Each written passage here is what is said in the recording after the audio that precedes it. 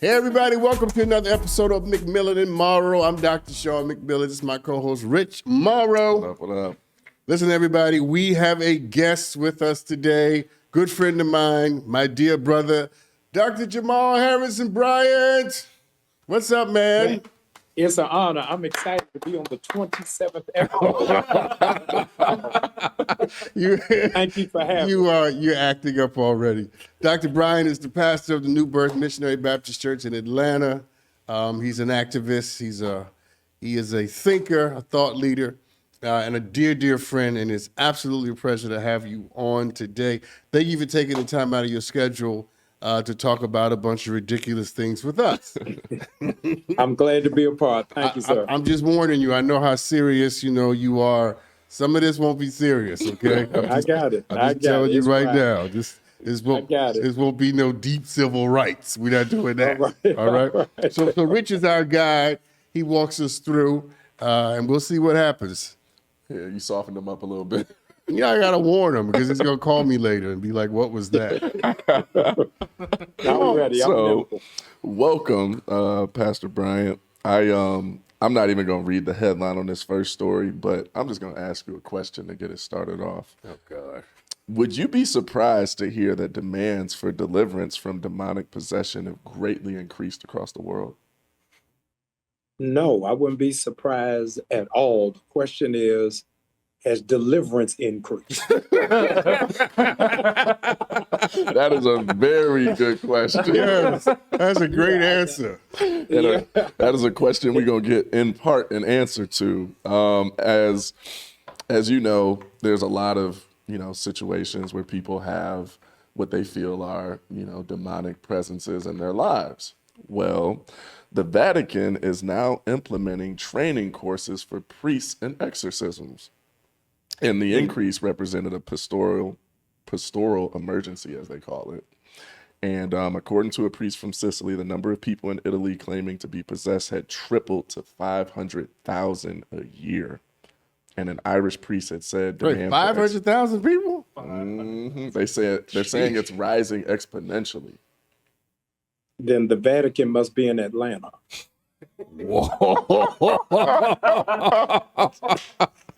Of them 500,000, 100,000 of them. 100,000 from Atlanta alone, huh? Alone. But what's interesting about this is that I think there's some other classes the Vatican needs to be teaching priests. Considering the Vatican and the priest, they need to give them some other classes.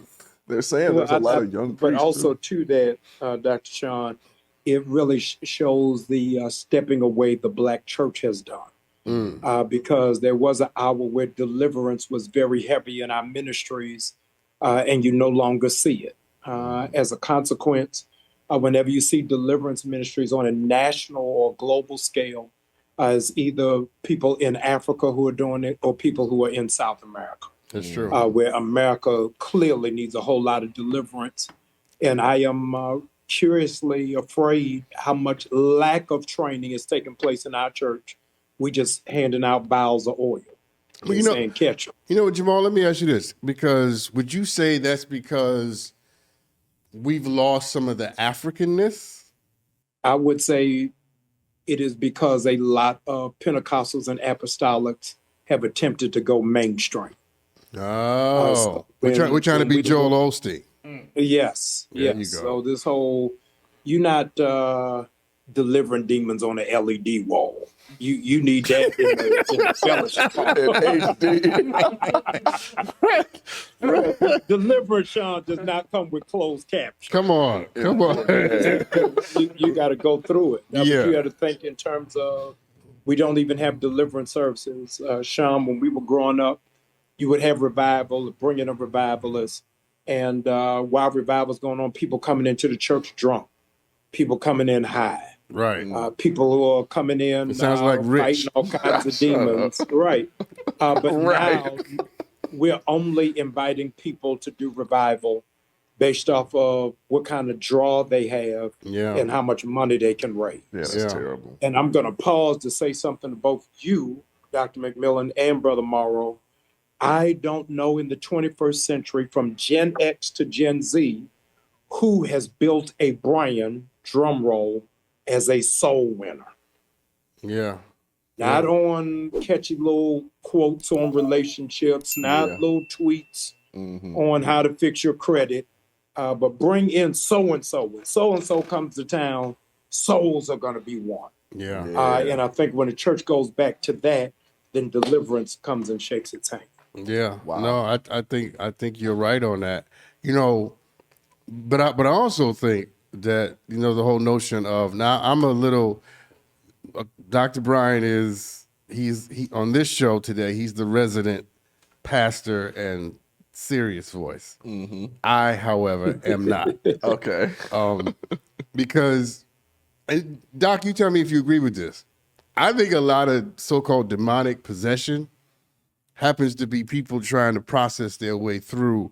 I don't know if it's literal demonic possession, because I think we blame the devil for things that we actually do.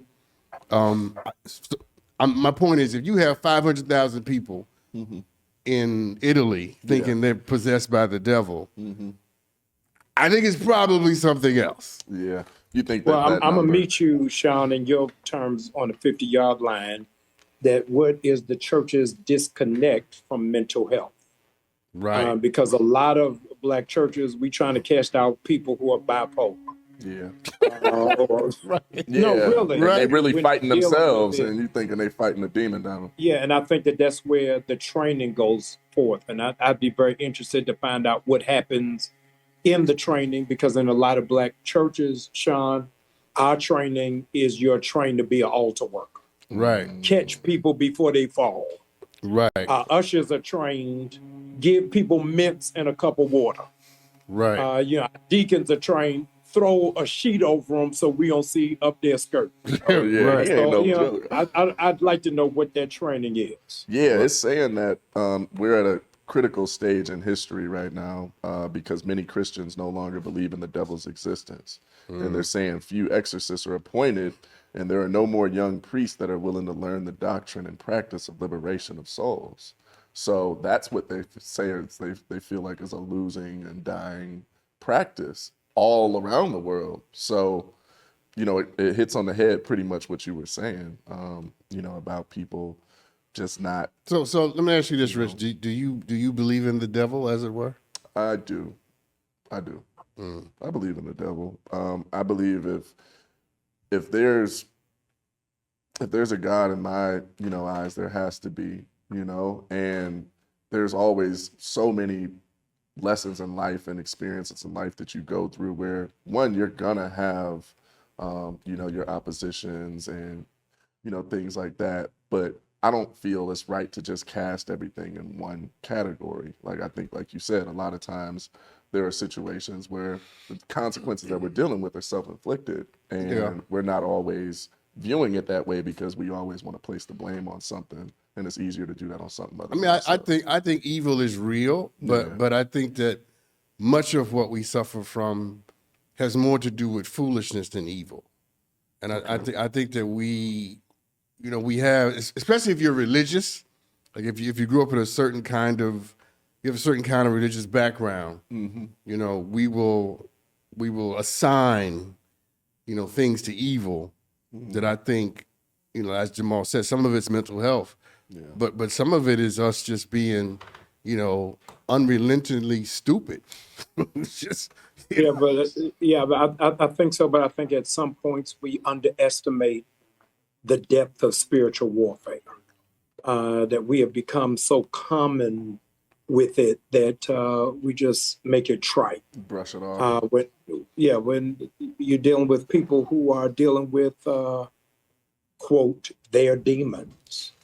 You know what I mean? Yeah. We made it just passe subculture, Dr. Phil language, when it really exists, but it has to be dealt with that high level of discernment to know, is this demonic or is this depression? Yeah. Is this demonic or is this the vapor of a toxic childhood? And that's where the So I training. think all of those areas have got to be unpacked. I agree. So I have a question for you, Pastor Jamal. You have you ever seen anyone that you feel has witnessed or have been possessed by the devil in your presence? Yeah, 2 right now. I should have known. That's not I set us funny. up for that one. I'm joking. That No, is but not. the answer, He is not happy I about. wasn't prepared He for is that not one. happy about this Morrow, which we won't discuss. no, absolutely. I have been in services in Haiti. I've been in services in Ghana, in Nigeria, and I have been in services in Baltimore. It absolutely does exist. And I think that I'm want to applaud the Catholic Church for at least doing training, Yeah. so that there's a greater level of understanding. But I also don't want it to become so casual that we minimize what is the impact of it. Amen to that. Okay. You look like you had something to say. I mean, we disagree. We disagree. I mean, I think that evil is real, but I think people kind of get carried away. Yeah. Okay. I want to hear what Jamal says to that. No, I'm gonna go with you. You're not going with me. You don't agree with that. No. I think evil is real. I think people are possessed by demons. Is not. I don't know if I'm gonna go with 500,000 people. Yeah. That's my point. You like, out of that number, That's you my feel like there's a point. smaller percentage that actually 500,000 are. people. That's my point, Jamal. I'm like, wait a minute now. That's a small city. That's a zip code. That's a congressional district. 500,000. You got that's a Morrow, Aggression. Google how many people. Morrow, Google how many people live in Compton. Right. 500,000 is a lot of people. That's a lot of people. That's the point I'm making. Like, wait a minute now. I don't think all these people got the devil. In 1 year. That's of them, crazy. Some of them got something else. Okay? I don't know what it is, but it's something else. There's something else. You're just writing it as something else. But let's move on. Okay, so we're going to take it over to Lebanon. According to the Daily Mail, there is a woman that robbed a bank for money to pay for her sister's cancer treatment. Are you standing with her, or do you think that she took it a little bit too far, even in the name of life and death? Yeah, it is. What was that movie years ago? Denzel Washington did. John Q. Something. John Q. And it is really just a poor state of affairs that people have to go to such extremes to what should be a right, which is health, and that healthcare has now become capitalistic industry. Absolutely. That is more about the cash register than transformation. A lot of medication is just for maintenance; it's not for healing. And much of what we talk about in the Black community is bold to talk about financial literacy, but we say nothing about health literacy. I often say, Morrow, Black people die of strokes, and at the Black church, after the funeral, we serve them fried chicken and pound cake and say, have another. Yeah, I mean, because we're not really dealing with health. Have another one. Have another one. It's terrible, but true. No, if I may, I think if your question is, do I stand with her? Absolutely. Yeah, $13,000. I mean, listen, and Jamal is right. It should never be the case that people have to go through those kind of extremes to secure health care or, the benefits of it for the people that they care about. It's more an indictment of the world she lives in than her actual literal behavior. I agree. No, absolutely. Dr. King said that crime is the bride of poverty, that wherever you see poverty, crime is close by. Wow. And I think that really answers a lot of the plight of criminal justice system of Black people in America who have had to do what they've had to just to survive. It's not to floss, it's to pay the light bill. Yeah. There's a whole sweep that's getting ready to happen. You just said a mouthful with that. Yeah. People who got them PPP loans who getting ready to put on orange jumpsuits. We're trying to figure out what to do. Yeah, Really? and we were just talking about this on the last episode, the difference between being uncomfortable and desperation. And a lot of people confuse being uncomfortable, for being desperate in situations, Wow. and go to desperate measures. And this is a situation where literally this Lebanese woman held up a bank in Beirut with a toy gun to obtain $13,000 for her sister. Now, you know, you If guys she have was in talked about, America, somebody would have put up a GoFundMe by now. I was gonna say, and it's crazy because you get to see the difference between the approaches people are taking in different countries. Right. And granted, like you said, there's movie examples like John Q where we could see this happening in America in a different way. But like you said, man, this shouldn't be the circumstances where people are having to go to such lengths to just save what we feel like is a right to us and our health, you know, and being healthy and people that they care about. I don't know how we turn that around. I don't know how there's a solution for that to be found, but I definitely know that there's something that needs to be done here. So, But you know, Pascal said that the heart has its reasons that reason cannot understand. And it's such the quote is apropos because when I listen to this story, I don't just see disparities or injustices with respect to healthcare. I also see love. that's I mean, absolutely. because we call a lot of things love that ain't got nothing to do with love. But when you are willing to break the law yeah, to save someone's life, and that's the only way you know how to do it, that's an extreme case of genuinely loving somebody. and you know what's even crazier? She was stealing her own money. What? They told her that she could only get 200 pounds a month.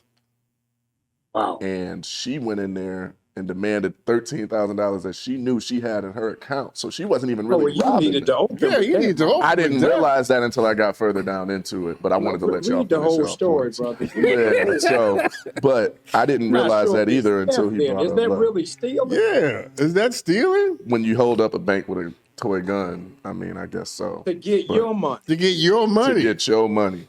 She said she repeatedly visited the bank multiple times, and she was told she can only receive $200 a month, and she got a $13,000 bill for her sister that's about to have cancer. So that's even more problem with That the opens system. up it levels to this. That opens Absolutely, up I a didn't whole see nother that at first discussion either. So what as to why it is that they have limited withdrawals that's taking place. and why it is you don't have the right or access to your money. It's your money. That you've earned. It says bank deposits have been frozen for 3 years by the government in Lebanon because of their economic collapse in 2019, with depositors in Beirut beginning to take matters into their own hands, as you see. So it's a combination of the economy, a combination of the justice system. I feel like a combination of everything all in one. Just What started out as a simple it definitely got complex. theft story became real complicated, boy. Yeah. But she became a hero on social media. People got behind her and really are supporting her because at the end of the day, when you know all of the facts of the situation now, I definitely don't see nothing wrong. Because I know my mama would have held up a bank. Yeah, Jamal, I was just about to ask you, if you found yourself in that, you're a pastor. If you find yourself in a similar situation and the only way you could alleviate the suffering was to do something that sort of skirted up to breaking the law, what would you do? I'd have to do it. I'm entertaining now if it was one of my daughters. Yeah. But the gun wouldn't be toy.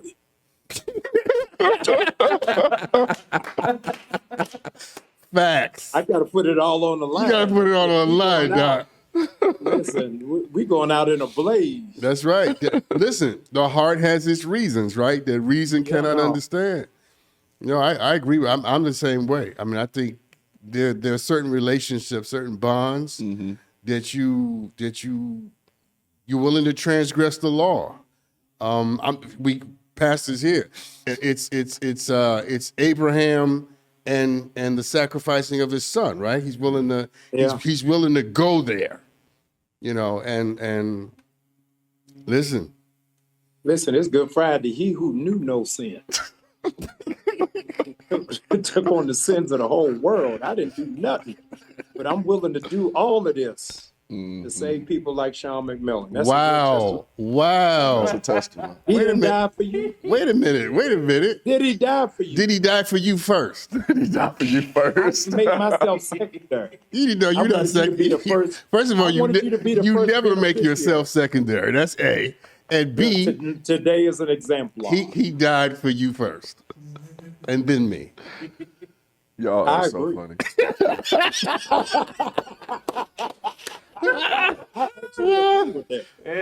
Yes. Yeah, y'all are funny. I love This is y'all. what I have to go through. Oh, I can only imagine what y'all conversations are like Died on for family Sean every day. McMillan.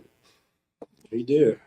He did. So the woman got arrested. Is she free? What's going on with her? So let's see. I don't think she got. Morrow, you are losing a job on research. Yeah, no. Well, You trying to find in my this out.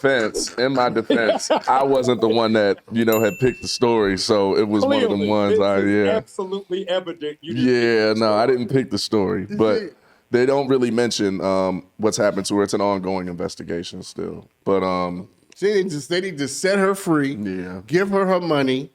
You know, and Nobody was hurt in the robbery. nobody Nope, was hurt in the commission of this crime. and was it really a crime by trying to get your own money? No, I don't It think sounded so. like the bank was robbing her, Wow, that's a great point. and she was just coming to get her money back. Yeah. You redeemed yourself, Morrow. I'm trying. I got to get on your good side. He's gonna be hard on you the entire. I love it though. I can handle it. I'm already dealing with you. because So. he thinks it should be McMillan and Bryant. And Bryant, hey, I'm sorry. That is absolutely not true. That is not true. It should really be Bryant and McMillan. You see? Ain't nobody come to see you, Otis. No. Wait, I gotta be the lead now. wait. Who you calling You know Otis? what's crazy? I just ran into the actor that said that in the movie at the game, and the first thing I wanted to say was, "Ain't nobody come to see you, Otis." It's a true story. I wonder how many people come up to him and say that. I'm sure a lot. Oh man, I love this. Okay, y'all ready for this next one? We are. So, do you know what age range is considered middle-aged? Exactly, the exact age. Do you know? Watch it, Morrow. I'm asking. This is literally just a question. I think it's, what is it, 45? It's Is 40 to midlife crisis? 60. Say it again. 40 to 60 is considered middle-aged now.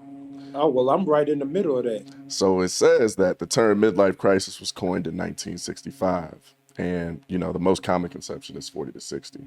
Well, apparently, according to Body and Soul, millennials are reaching middle age, and it's like a huge thing going on where that whole feeling of being basically stable and, breaking free from the monotony of their lives up until that point that was sought after for so long is dwindling away because most millennials aren't reaching those goals in that time period anymore. And it's leading to a lot of, a lot of what? midlife crises. Oh God, y'all get on my nerves. You do. I mean, I don't know what you got to say to this, Jamal. You can be pastoral, but y'all, all you damn millennials work my nerves, including the two I'm raising. Yeah, no, it is really the changing of the finish line. Yeah. So millennials are excelling in a lot of ways that their parents did not. That are able to travel the world and doing it all before having kids, all before getting married. So they're having what I'm calling a post-puberty of coming into themselves with responsibility much later than what their parents or their grandparents did. I could feel that. And just through my parents and self, I know my mom had to grow up at a really, really early age compared to me. And they're saying that although midlife is not necessarily something we should be so fixated on, it's more so about them not having achieved many of the traditional milestones such as marriage and home ownership and all of the things that we're experiencing now, instead of that like hardship and that being extended into those. Right, but they got to understand that nobody is blocking them from those things. Yeah, I was just about to say that. Nobody. That's a choice. Yeah, that this they make. is self-inflicted. Yeah. I mean, if you want that, you can have that. Yeah, I agree. And I was just curious, y'all take on, I guess kind of the climate of that. Like, do you feel that the younger generations are, just soft in that regard? Or do you feel like they're focusing more so on the freedom of being this and that? And No, life is coming at us fast. It You have to is. understand girls now are going through their cycle at 10, yeah. at 11, that black males are being profiled at 12. Mm, And so they are living in the speed of life. Stevie wanted to talk about the keys of life. We are in the speed of life. Right. To know that every, I don't know what, 14 months is a new iPhone. yeah. Right. Right. Because everything has changed and upgraded. I grew up with ABC, CBS, and NBC. And if you lived in the county, you had HBO. Now, people got 300 channels talking about they got nothing to watch. Look, and Netflix and Right. everything else. Right. Yeah. Right. No, and you know what I think? I think that somewhere along the way, your generation didn't get the message that life doesn't always conform to your conception of it. Yeah. Life is unruly. Heraclitus was right. It's always moving. It's in flux. And that is the nature of it. Even when we're in a good place, we know that's not going to last forever. Absolutely. Even when we're flossing on Instagram, that is a moment in time. And somewhere along the way, members of my generation on some level and yours just didn't get that message. Yeah. Or you won't accept the truth of it. That's really what it sounds like, is people No, that's accepting good. reality. And it is finding consistency in a culture that is transient. Yeah. So if you can imagine, Sean, the largest hotel chain in the world is no longer Marriott, Hilton, or Sheraton or Ritz-Carlton. The largest hotel chain in the world is Airbnb. And they own no property. No problem. Right. The largest car dealership in the world is not Mitsubishi, it is not Toyota. The CarMax. It's Uber. Uber. And Uber owns no cars. And so how do you find success with no consistency? And millennials are waking up realizing, look, I got a closet full of Jordans, a closet full of A1s, I got a closet full of bags in a place I'm renting. Right. With no kids. Yeah. With no, That's going to strike some nerves out there. Morrow, you all are the very first generation to have housewarmings for apartments. Apartment warmings. but he's right, He's very right. He's right. And that's a daunting thing to wake up and realize that you're not in control. Yeah. It's a daunting thing to have to accept the fact that you have to yield to forces that won't comply. Yeah. To your vision of yourself, your world, and all of that. Here's the last part. I'll say this. It's a daunting thing to wake up and realize that there are consequences for the not the mistakes, because we understand that, but there are consequences for the decisions that you've made. Right? Because Jamal talked about millennials, traveling around the world, doing all these wonderful, great things, and putting off families and putting off some of the things that other generations did earlier. Absolutely. Which gives them a greater sense of groundedness and security. And you wake up one morning and realize, as he said, I got a lot of Jordans. I got a lot of followers. Ain't got nobody to share it with. But there's nobody in this house. Yeah. It sounds like a real big case of people having an idea of how life should be versus accepting the reality of how life actually is. And we get this idea drawn up in our heads for our future when we're, growing up and dreaming, and you have aspirations. And when it gets disrupted and it's not as you know, as pretty as we imagined it. I know the world isn't nearly as, you know, kind and forgiving as I thought it was when I was younger, where now it puts things in a reality, you know, that actually matches up with what's actually going on in the truth, you know, of the situation. But yeah, I think a lot of people from my perspective, my age, I see get caught up in how they feel like life should be. And it's like, this didn't come with a rule book. Ain't nobody told us, you know, exactly what's going to happen. God is the only one that knows the plan for your life, you know? And a lot of people When I think was they growing got up, we had windows, and we could upgrade windows. Now, what iPhone is saying is that when new technology comes out, don't upgrade, throw this away. And you got to realize, what is the subconscious messaging is that my upgrade comes with replacement. It is not impacting or improving what I already have. And so in the 50s, 60s, you got more money, you upgraded your house, upgraded your car. Your generation has been programmed that when I upgrade, I got to get something new. So now your generation all of a sudden outgrows friends and don't have lifelong friends. it's like, you ain't gonna work nothing out with nobody. Yeah. No, Right. yeah. No, that's, Like, what's wrong that's with a great you? point. Yeah. It's an excellent point. And you'd be surprised at how no one challenges that in the culture. Yeah. I mean, we all sort of have this social media. I don't know what the hell you call I it. got a love-hate with it. I understand. But it's this social media way of thinking It's like ideology. that reinforces and validates incorrect thinking. Yeah. Wow. And a way of being in the world that doesn't actually work for you. Just because people clicked on it. You know, but I Jamal, I think that's an excellent point because I know very few people who have lifelong friends anymore. Yeah. Because you don't work it out. You don't stick it out. You just, like, as you say, you outgrow them, you block them, and you just move on. Or look at, Sean, what social media has done to friendships, that are you my friend on Facebook? Yeah. Right, right. You never had dinner with me. Right. You don't know when my birthday is.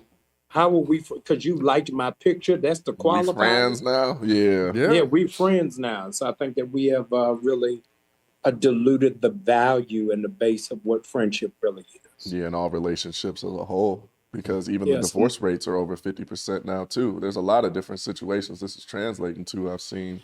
And just relationships between humans in general. So it doesn't surprise me, therefore, that you have a generation coming into what's called being middle age with all of that are dealing with a midlife crisis. Yeah. They were having a crisis long before they got to middle age. Yeah.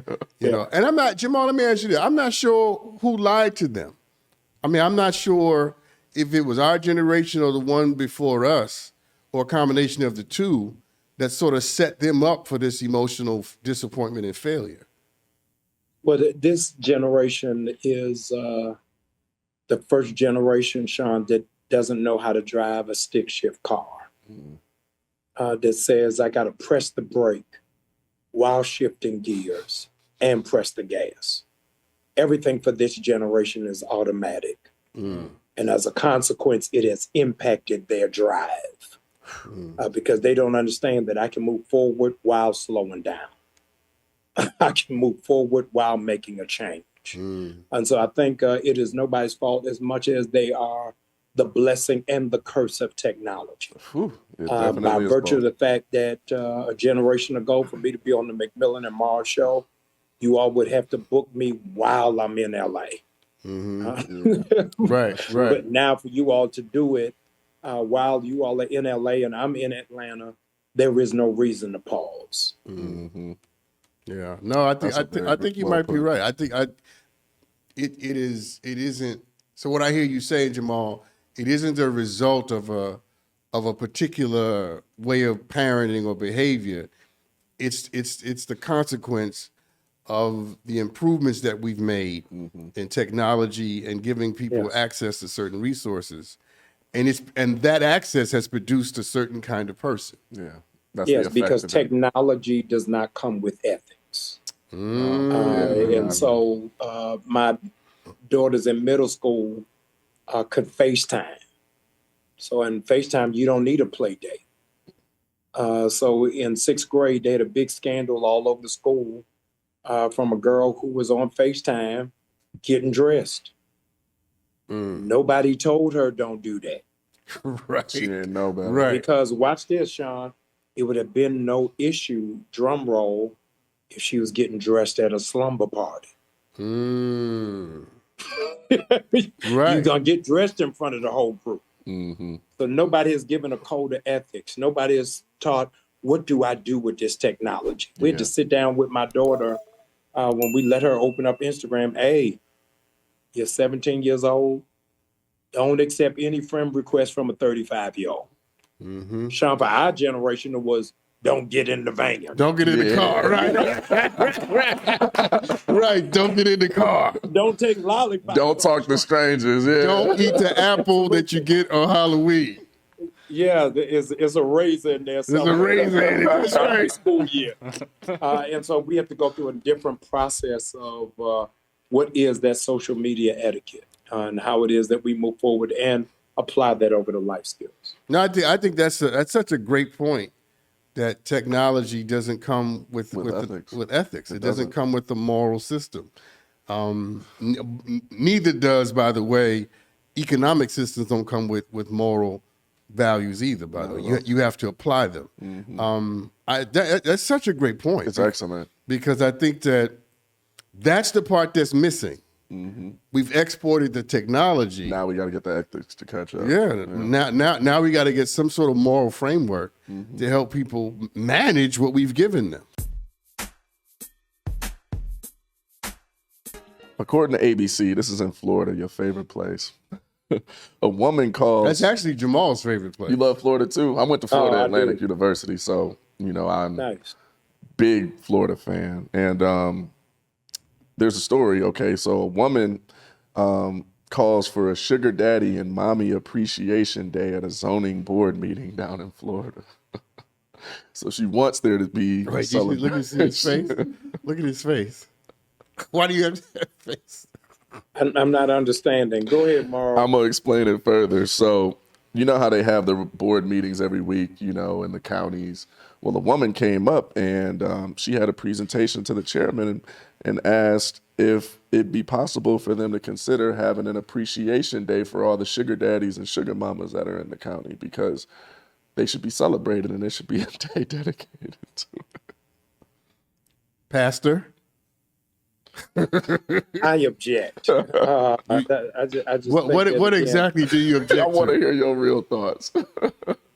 is the capitalism of intimacy, of socially approved Prostitution, that's what it is at the end of the day. that says it's okay as long as you're paying, I'm available. As long as you're paying, you can have my time. As long as you're paying, then I don't mind being arm candy. I don't know what message that is. Not a good one. She brought up numbers about how Florida has the with them, largest you got to per capita. reign with Florida has the nobody largest per wants to do the heavy capita. lifting. Nobody Say it does. again, sir. I was saying Florida has the largest per capita of this interaction out of anywhere in the country. What And interaction? I don't know if Sugar that's daddy? true. Sugar daddies and sugar mamas. I don't know if that's true. Who knows? But she's Hold on. Jamal, where do you think the greatest number of sugar daddies and sugar mamas are?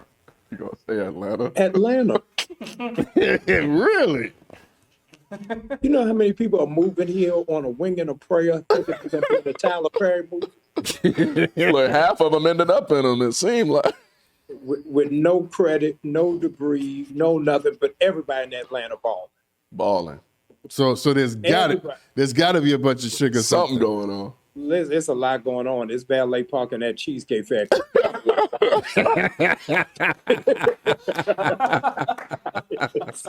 Oh, that's funny. That's funny. Yeah. Well, listen. So is this person wanted the sugar mamas and daddies to be appreciated and thought that there should be a public recognition of them. Yeah, she walked in with her sugar daddy, wheeled him in a wheelchair, they said. In a wheelchair. She got her old one. Oh, jeez. She got a sugar granddaddy. But yeah, apparently she's She got a serious sugar about this. corpse. She says that the women help the economy by doing this and that they're helpful. That, sugar daddies she's and sugar going to mamas hell. exist. Yeah, I mean, she's And literally ambassador. promoting prostitution in a way. Yeah, no, And that's not. And I good. only say that until I turn 80. And then your whole perspective is gonna change. I'm sewing back into the community.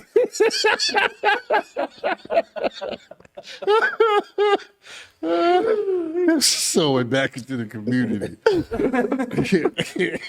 But the point I'm making, and maybe you two are affirming it, and I just can't hear it, but the point I'm making is this isn't no new phenomenon. No. I mean, people. Sugar daddies is not a new phenomenon. Calling for there to be cards at Hallmark is a new phenomenon. That's true. Yeah, we have lost the gift of discretion. That's good. Now, everybody is just, it's your thing. Our mothers used to say a phrase that you don't hear no more. That phrase, Mara, is going to be alien to you. Our mothers used to say, your slip is showing. your slippers. And it does not register for a generation that don't wear slips. Yeah. Right. I know what a slip is, so I figured it out. Context clues. Right. No, I think you absolutely. Yeah. The fact that we would want to honor it Yeah, is and a problem. celebrate it publicly Yeah. with the audacity of going to a public hearing With your sugar daddy. with your For the sugar daddy. city to know. For the city to know. Yeah, So there's It's- no shame on either part. Yeah. not at all. Yeah. No, I think that is different. Yeah, it is. That is different. Not the Hallmark cards. That was good, Jamal. That was real good. That was good. Okay, so I think y'all are gonna like this next one because it actually shows, man, some fickle of hope for humanity here. According to the NPR, a recent study was published in the Science Journal that explored the question of whether or not people are more likely to return a wallet based on its contents. And the experiment was conducted on a large scale, right? With researchers dropping off over 17,000 lost wallets in 40 different countries, each containing a small clear case holding a few business cards, a grocery list, and, some regular stuff in it. Some of the wallets contained no money, while others had the equivalent of about $13. The wallets were left in places where people would typically bring a wallet, that they found on the ground, such as police stations, hotels, post office, and stuff. Surprisingly, the results were that consistently across all 40 countries, people are more likely to return a wallet that actually has money in it than ones without it. And I'm wondering if that's because... Not in New York. They didn't leave none of them wallets in New York. I demand to know what countries these are. Yeah, Right? It's 40 exactly. of them, though, so it has to be a pretty wide range. Yeah, what's the lead? It doesn't tell me, but it just says that it's international, so it's hard to Yeah, know. I got. Yeah. I'm curious what number was the United States in that? Oh, I know the U.S. couldn't have been. And what number was New York? They're number 2 to Atlanta. I'm telling you. Morrow, I've done civil rights my whole life. Yeah. My entire life, I've been engaged in civil rights. Uh-huh. When we had the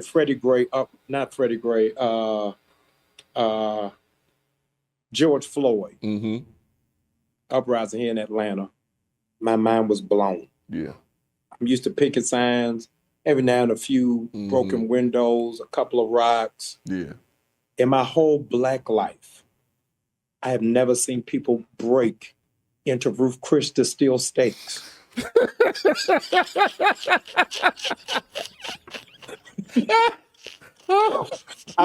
People was running out of Delfisco With whole prime rib, uncooked, taking it home. So I don't know. I don't know what's the chance of a wallet if we taking steaks in the name of justice.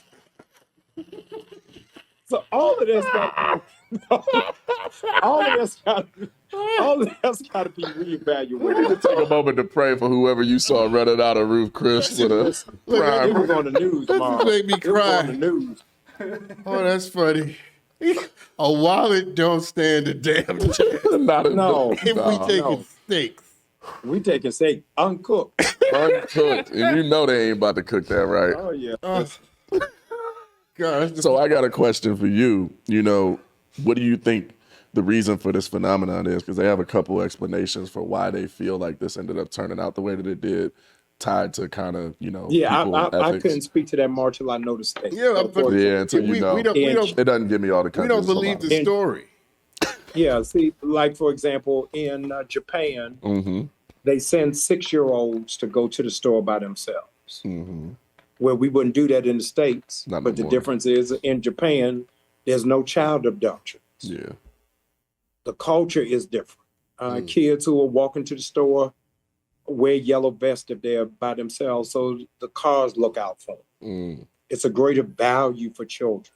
In Japan, there are no mass shootings at elementary schools because they value children. Mm-hmm. And so in order for me to speak on the honesty and the integrity of that return, we got to find that writer to give us a blueprint Of where that. on, is this Budapest? You know what I mean? Where they're exchanging a bowl of rice. You know, Yeah, or I what? don't know. I got to know where that is. Yeah, I agree. It says To countries say with what is higher. that culture, where does integrity lie?